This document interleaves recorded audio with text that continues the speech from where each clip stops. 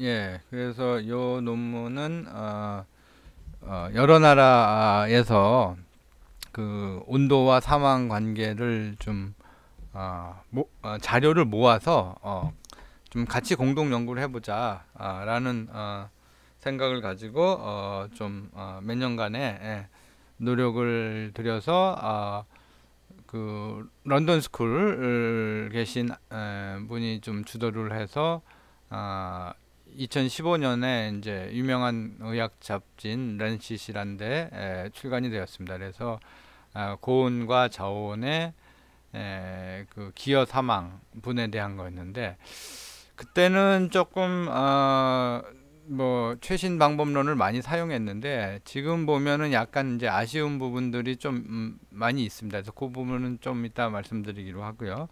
근데 이 논문은 결론이 뭐였냐면, 그래서 이제 기어 사망이라는 역학에서 개념이 있는데, 이제 그게 없으면 이 정도 사망을 줄였을 거다, 뭐 이렇게 해석할 수가 있는데, 이 온도 변화에 의해서 전반적으로 전체 사망 중에 7.71%가 온도에 의한 기여분이다 라고 이제 추정을 했고요. 콜드에 의한 게 7.29%, 그 다음에 히트에 의한 게 0.42% 이렇게 나왔습니다. 이 숫자에 대해서는 지금 생각하면 좀 개선해야 될 부분이 많이 있는 것 같습니다. 그래서 그 부분을 조금 말씀드리면요. 이제 우리나라에서 자료인데, 이게 이제 이 기여 사망 퍼센트를요, 우리나라는 MMT, 아까 말씀드렸던 사망률이 최소화가 되는 온도는 전체 온도 중에 89%타일에서 상당히 좀 높은 온도에 해당되는 거고요. 우리나라가 아까 전에 그림에서도 이제 스레시홀드가 높았는데, 이 고온의 영향이 나타나기 시작하는 온도가 상당히 이제 다른 나라들보다 이제 높은 편인 것 같아요. 그래서 우리나라는 7.24% 정도가 온도 변동에 의한 기여분이다라고 이제 추정이 되고, 콜드가 6.93%, 히시 0.31% 정도로 추정이 되는데, 전체 사망 중에 이제 퍼센티지를 나누면 그렇게 된다.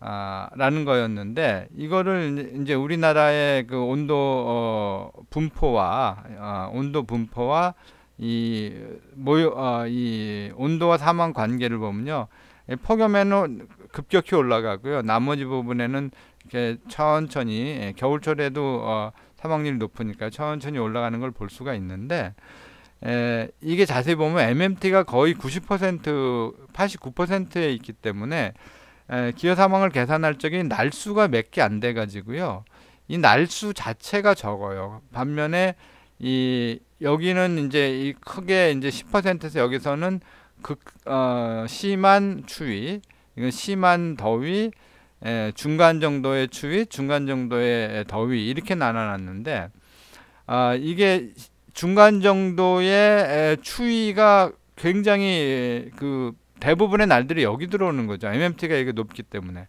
그래서 추위는 요거와 요걸 합친 거기 때문에 이 그 날수까지 해서 기여 사망자 수를 계산해 보면 여기가 이 정도가 되고요, 요 추위가 요 정도가 되고, 중간 정도의 더위가 여기가 되고, 아주 더위가 이렇게 됩니다. 그래서 이 날수 자체에 굉장히 그 퍼센티지가 굉장히 다르기 때문에, 이게 7.24%라고 7%하고 0.31%라는 게, 이 더운 날은 며칠 안 되지만 그 리스크 자체는 굉장히 큰데, 이렇게 attributable death 카운트로 바꿔 놓으니까 이제 요렇게 이제 보이는 현상이 나타납니다. 근데 이게 뭐 틀렸다고 하긴 그렇지만, 해석에 있어서 이런 그 날수가 많아서 사망자 수가 많이 잡혔다는 걸 좀 이해하시고 우리가 봐야 될 것 같고, 그래서 이런 것들을 좀 해결하기 위해서 직관적으로 조금 더 좋은 방법이 없나, 이런 것들을 요새 이제 얘기가 많이 되고, 이제 저희도 그쪽으로 좀 연구를 더 해볼까 그런 생각을 하고 있습니다. 네.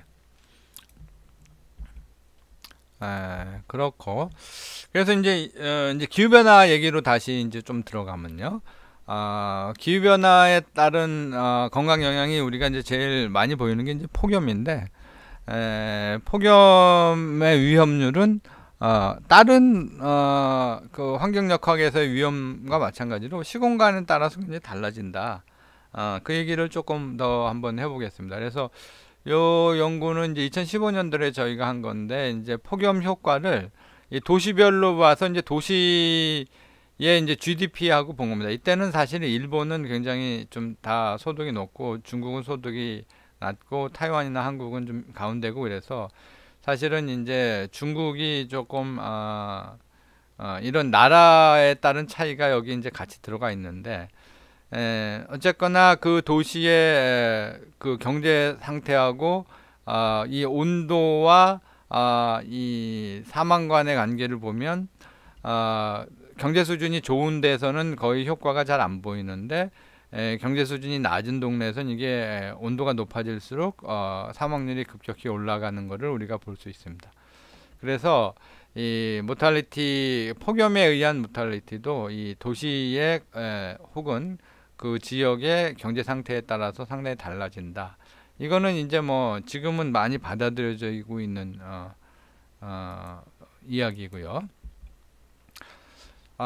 그래서 이제 공간에 따라 달라진다, 이런 얘기고요. 요거는 이제 그 똑같이 그 온도 사망 커브 자체가 시간에 따라서 좀 많이 바뀐다. 이게 제일 잘 보이는 것 중에 하나가 이제 일본 같은 경우인데요. 그 옛날에는 이게 위에 있습니다. 80년대 같은데. 그런데 2000년 이후에는 이게 내려옵니다. 이게 내려온다는 얘기는 피해가 줄어든다는 얘기죠. 그러니까 개인적으로나 사회적으로나 이 폭염의 효과가 옛날만큼 크진 않다, 줄어들었다. 이거 가장 설명을 잘하는 건 에어컨 보급률입니다. 에어컨 보급률이 많이 늘어나면서 아주 더운 날 에어컨 켜고 있으면 사실 뭐 이렇게 사망이 일어날 정도의 사건은 많이 줄일 수 있으니까, 그런 거에 따라서 폭염의 효과가 상당히 시간에 따라 줄었다. 미국도 마찬가지입니다. 많이 줄었습니다. 대부분의 나라에서 많이 줄었는데 우리나라는 좀 잘 안 보이는 것 같아요. 그렇죠? 그래서 이게 이제 런던 스쿨팀에서 한 건데, 그래서 우리나라 동아시아만 가지고 다시 한번 해봤습니다. 해봐서 시간에 따라서 좀 더 세밀하게 그려봤습니다. 그 다음에 요거는 그 추위에 따른 사망, 이거는 폭염에 따른 사망인데, 우리나라도 사실 자세히 보면 이게 약간 업앤다운이 있지만 전반적으로 보면 약간 감소하죠. 특히 2000년 이후에는 폭염의 효과가 많이 줄어드는 걸 볼 수가 있습니다. 그러니까 우리나라도 이 폭염에 대한 그 위험을 인지하면서 여러 가지 정책들이 좀 그 피해를 줄이는 쪽으로 가고 있다라고 해석할 수 있습니다. 일본도 보면 많은 경우 이렇게 옛날에 비해서 1980년 자료가 깁니다. 꾸준히 줄어드는 걸 볼 수가 있고요. 타이완도 마찬가지입니다. 그런데 오히려 이제 기후변화 얘기하면서, 온난화 얘기하면서 이제 추위에 대한 얘기는 안 해서, 특히 이제 타이완 같은 경우는 최근 들어서 추위 효과가 더 나타나는, 그 타이완이 더운 나라인데 무슨 추위냐 뭐 이러겠지만, 이런 것들이 다 이제 상대적인 개념이 돼가지고요. 심지어 라오스 같은데 제가 자료를 많이 볼 기회가 있었는데, 라오스 되게 더운 나라잖아요. 근데 고산지대는 상당히 추워서 거의 0도 가까이 가나 봐요.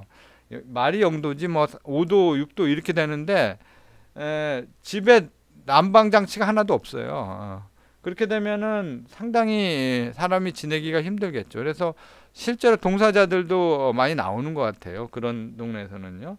그러니까 국가 시스템이 좀 정밀하지가 않아서 자료 모으는데 한계가 있긴 하지만, 그래서 오히려 기후변화의 가장 큰 현상 중에 하나가 극단 현상이 자꾸 일어나는 거죠. 아주 더운 날도 많아지지만 아주 추운 날도 줄지 않고 오히려 많아진다, 이런 거거든요. 그래서 더위에 대한 얘기는 우리가 굉장히 많이 해서 그나마 적응을 조금 하는 게 선진국에서는 보이지만, 오히려 추위에 대한 거나 그 반대 현상도 일어날 확률이 굉장히 많이 있다. 이렇게 지금 그래서 올해 들어서 비가 많이 와서 이제 강수량이 많아져서 좀 걱정이지만 제 생각할 적에는 가뭄도 올 확률이 굉장히 커집니다. 이게 추세 자체가 많이 한꺼번에 오고 또 많이 안 오고 이런 추세가 있거든요. 그래서 이제 그런 것들도 같이 대비해야 되는 그런 어려운 점이 있지 않나 이렇게 생각합니다. 그래서 이 타이완 같은 경우는 좀 추위에 대한 대비도 좀 필요하다. 이제 이런 교훈을 얻을 수가 있고요. 그래서 이제 이런 기후와 건강관의 연구를 좀 앞으로 어떻게 할까를 좀 생각해 보면 이 건강 결과를 여러 가지를 좀 이때까지는 주로 이제 사망을 위주로 했는데요. 여러 가지를 좀 더 생각해 볼 수 있다. 특히 정신 건강과 관련된 것, 자살, 우울증 이런 연구들은 계속 나오고 있고 저희 팀에서도 이제 자살에 대한 논문은 뭐 계속 하고 있고요.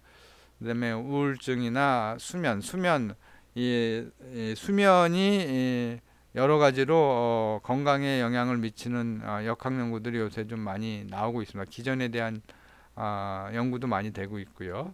그래서 그런 정신건강 관련된 거. 그다음에 이제 전반적으로 건강 상태가 낮은 분들이 폭염의 영향을 많이 받는다 그래서 당뇨병이 있으신다든지 대사 질환이 있으신 분들이 좀 더 어려워지고 그다음에 신장 질환도 요새 굉장히 논문이 많이 나오고 있습니다. 그래서 신장 질환, 그다음에 뇌신경 관련 질환 이런 것들이 지금 폭염이나 미세먼지 이런 거랑 관련이 있다는 연구는 굉장히 많이 있고요. 그 다음에 이제 이러한 꼭 질환 여부를 떠나서 이런 그 기능의 변화 정도, 육체적인 거나 정신적인 기능의 변화 정도가 이런 환경하고 관련이 있다.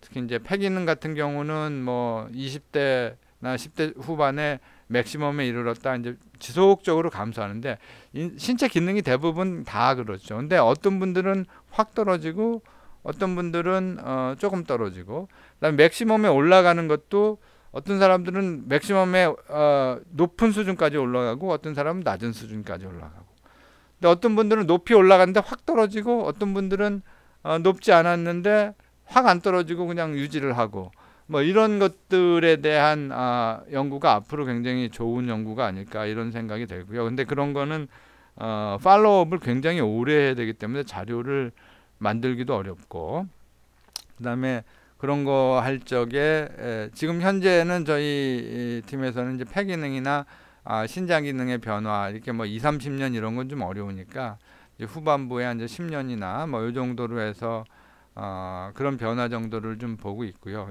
인지 기능도 특히 이제 노인에서는 굉장히 중요한 그또 그 10대 어린이들이나 그런 그 연구 방향이고요.